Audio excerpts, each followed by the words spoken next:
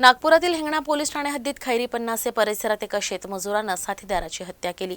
पोलिसांनी मारेकऱ्याला काटोलमधून अटक केली आहे। हिंगणा पोलीस ठाणे हद्दीत खैरी पन्नासे परिसरात गणेश धानोरकर यांचं शेत आहे।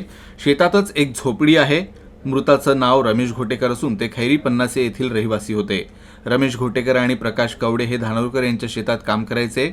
या दोघांनाही दारू प्यायचं व्यसन होतं। बुधवारी रात्री रमेश आणि प्रकाश यांनी एकत्र दारू प्यायली। दरम्यान त्यांच्यात काही कारणावरून वाद झाला आणि याच वादातून प्रकाशनं रमेशला शेतात असलेल्या पाण्याच्या टाकीत ढकललं। दरम्यान त्यांचा बुडून मृत्यू झाला। नंतर प्रकाशनं रमेशचा मृतदेह पाण्यातून बाहेर काढून खोलीत ठेवला आणि खोलीला बाहेरून कुलूप लावून पळ काढला। प्रकाश हा काटोलच्या दिग्रस येथील रहिवासी आहे।